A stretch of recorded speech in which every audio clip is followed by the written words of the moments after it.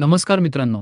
मुख्यमंत्री माझी लाडकी बहीण योजनेच्या हप्ता वितरणाच्या संदर्भात आज एक अतिशय दिलासदायक आणि मोठी अपडेट समोर आली आहे. राज्यातील बऱ्याच साऱ्या महिला लाभार्थ्यांना मार्च आणि एप्रिल या 2 महिन्यांचे मानधन अजूनपर्यंत मिळाले नव्हते. यामध्ये प्रामुख्याने अनुसूचित जाती म्हणजेच एससी प्रवर्गातील महिला लाभार्थ्यांचा आकडा मोठा होता, ज्यांचा मार्च आणि एप्रिल महिन्याचा हप्ता त्यांच्या बँक खात्यात जमा झाला नव्हता.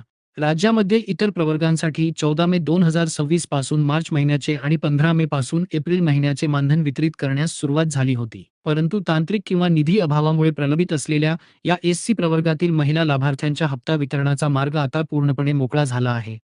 या प्रलंबित हप्त्यांसाठी महाराष्ट्र शासनाच्या सामाजिक न्याय व विशेष सहाय्य विभागाने आज म्हणजेच 20 मे 2026 रोजी एक महत्त्वाचा शासन निर्णय निर्गमित केला आहे. या नवीन जी-आरनुसार आर्थिक वर्ष 2026 टू 2027 अंतर्गत अनुसूचित जाती घटकातील महिलांसाठी तब्बल 3,000 कोटी रुपयांचा एकूण नियतव्यय मंजूर करण्यात आला आहे. त्यापैकी मार्च आणि एप्रिल या दोन्ही महिन्यांचा प्रलंबित हप्ता वितरित करण्यासाठी एकूण 730 कोटी 51 लाख रुपयांच्या प्रचंड निधीला शासनाने थेट मंजुरी दिली आहे.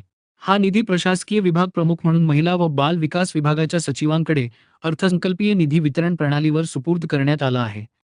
शासनाने मंजूर केलेल्या या 730 कोटी रुपयांच्या निधीमध्ये दोन्ही महिन्यांचा हप्ता एकत्रित देण्यात आला आहे. यामध्ये मार्च 2026 या महिन्याकरिता 365 कोटी रुपये आणि एप्रिल 2026 या महिन्याकरिता 365 कोटी रुपये अशी समसमान विभागणी करण्यात आली आहे. सामाजिक न्याय विभागाने हा निधी थेट उपलब्ध करून दिल्यामुळे आता येत्या अवघ्या 1 ते 2 दिवसांमध्ये पात्र असलेल्या आणि हप्त्यापासून वंचित राहिलेल्या महिला लाभार्थ्यांच्या खात्यामध्ये मार्च आणि एप्रिल महिन्याचे हे प्रलंबित मानधन ताबडतोब क्रेडिट म्हणजेच जमा केले जाणार आहे. या शासन निर्णयामध्ये केवळ निधीच मंजूर करण्यात आलेला नाही, तर भविष्यात असा विलंब टाळण्यासाठी एक अत्यंत महत्त्वाची सूचनाही देण्यात आली आहे. वितरित झालेला निधी खर्च करताना सर्व वित्तीय नियमांचे काटेकोरपणे पालन करावे आणि हा निधी केवळ अनुसूचित जाती व नवबौद्ध प्रवर्गातील महिला लाभार्थ्यांसाठीच वापरला जाईल, याची दक्षता घेण्याचे आदेश देण्यात आले आहेत.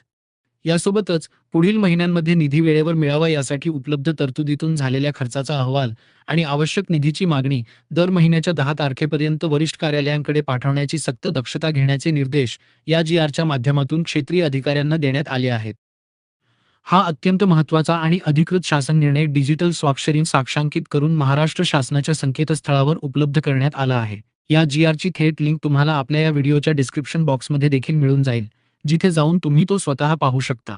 मार्च आणि एप्रिलचा हप्ता रखडलेल्या आमच्या सर्व भगिनींसाठी ही नक्कीच एक मोठी आणि आनंदाची बातमी आहे. तुम्हाला ही माहिती कशी वाटली कमेंट करून नक्की सांगा. व्हिडिओ आवडला असल्यास लाईक करा, जास्तीत जास्त शेअर करा आणि आपल्या चॅनेलला नक्की सबस्क्राईब करा. धन्यवाद.